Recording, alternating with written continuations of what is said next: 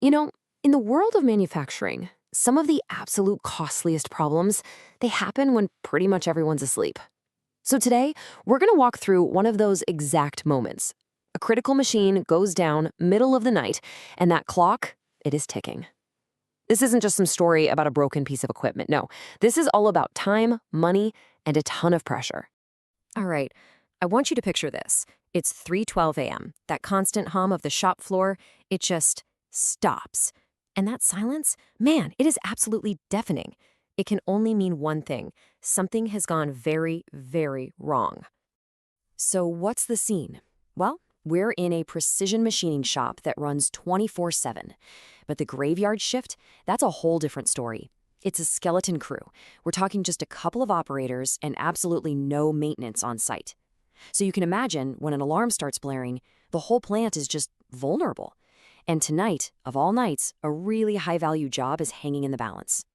Okay, let's get specific. The machine at the heart of all this drama is a real workhorse, a Fanuc-controlled lathe. It's supposed to be churning out these expensive stainless steel parts, but then, bam, it just stops. A single critical alarm is flashing on the screen, SV0401 on the Z-axis. And just like that, production is completely dead in the water. Now, I know what you might be thinking. An alarm code, that's a pretty straightforward clue, right? Well, not this one. SV0401 isn't one of those simple, hey, go fix this one thing kind of problems. Not at all. It's more like a symptom, and it could be pointing to a whole bunch of different issues. Some of them are simple, but some of them are, well, not so simple. So what does this alarm code actually mean? Let's break it down. In simple terms, it's a breakdown in communication. Think of it like this. The servo amplifier, that's the thing that powers the Z-axis motor, it's supposed to be constantly telling the main controller, hey, I'm ready, I'm good to go. But it's stopped. It's gone silent. And for safety reasons, the entire machine just shuts down. Game over. And here's where it gets really tricky. The cause? It could be something as simple as a connector that's just vibrated loose. Or it could be a really subtle issue with the e-stop circuit. Or it could be something much, much more serious and way more expensive, like a total amplifier failure. So the real question is, how is a lone operator supposed to figure all this out at 3 o'clock in the morning? All right, so let's follow path A. This is the old school, traditional way this kind of problem usually gets solved. And it's a story that stars James, our operator, his supervisor, Dave, and an 847-page PDF. Yeah, you heard that right. Okay, so James, he's a good operator, but he's still kind of new, only been on the job for a few months. He does what he thinks is the right thing. He grabs that big, dusty binder with all the alarm codes, he flips through, finds SV0401, and the advice it gives him is, well, it's basically useless. Check servo amplifier and motor connections. Great, but which ones and how? Is it even safe to be poking around in there? He has no idea. So, what's he do? He makes the call he has to make. At 3:15 a.m., he wakes up his supervisor, Dave. Dave gets out of bed, makes the 25-minute drive, and gets there just after 4 a.m. And for the next 40 minutes, he's just lost in that giant PDF, trying to cross-reference schematics and tables before he finally finds the likely cause. It's a loose CN1B connector. By the time that machine is actually back in production, it's 5:10 in the morning. Wow. Okay, let's talk about what all that wasted time really costs. We're talking nearly 2 full hours of downtime. That means lost production, sure, but also supervisor overtime pay, an operator just standing around. When you add it all up, what's the total bill? $2,347. All of that for a single loose wire? Ouch. But this is where the story pivots, right here. That whole frustrating, incredibly expensive process we just watched unfold. What if it never had to happen? What if James never had to make that call? What if the power to solve this entire problem was right there in his hands from the very beginning? Okay, let's rewind the clock. Let's go all the way back to 3:12 a.m. The alarm has just gone off. But in this version of the story, James has a completely different tool in his pocket.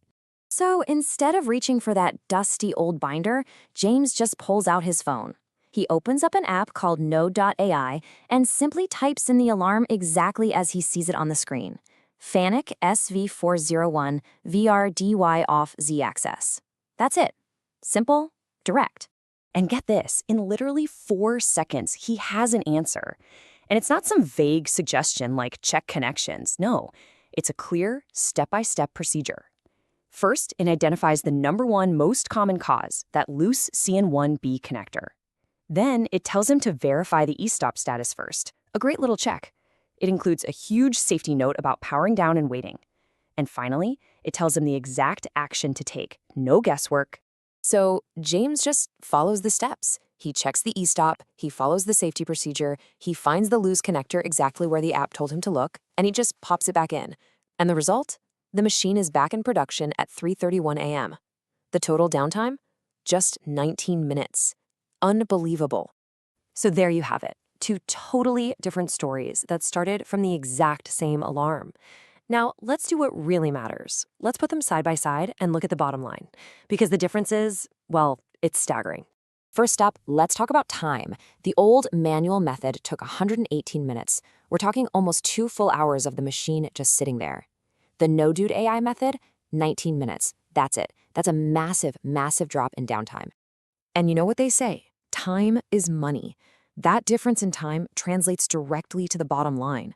Look at this. The manual method cost the company nearly $2,400. The noeud.ai method, just over $300. The savings from just this one single event are absolutely huge. But you know, the impact here goes way beyond just the time and the money. Let's look at the human factors, because this is so important. In Path A, you had 2 people involved, a supervisor dragged out of bed at 3 a.m., and an operator, James, left feeling pretty helpless. But with knowing.ai, one person handled the whole thing. The supervisor got to sleep through the night, and James, he solved the problem all by himself, which is a huge boost to his confidence and his skill set. That's a difference that's often overlooked, but it is so, so critical. And check this out. When you scale this up, the impact is just incredible. Let's say a shop has about 50 of these kinds of alarms a year, which honestly is a pretty conservative guess. The potential savings come out to around $85,000 every single year.